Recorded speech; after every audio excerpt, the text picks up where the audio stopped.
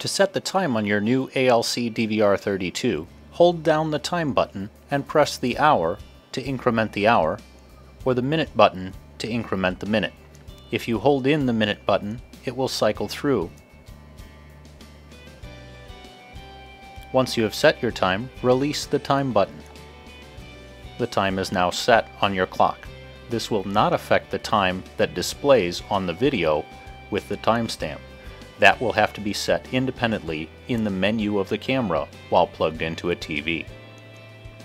To set time on your alarms, do the same thing by holding in the Alarm 1 or Alarm 2 button and tapping the hour or minute button on the clock.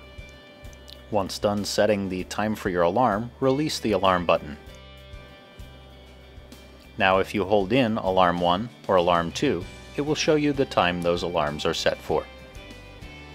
The switches on the side of the alarm clock will allow you to choose between buzzer, noise 1, noise 2, or radio for each of the alarms. Once you have set the alarms, you can turn them on by tapping the Alarm 1 or Alarm 2 button to turn them on, which will illuminate the LEDs on the front, or tapping them again will shut the alarms off.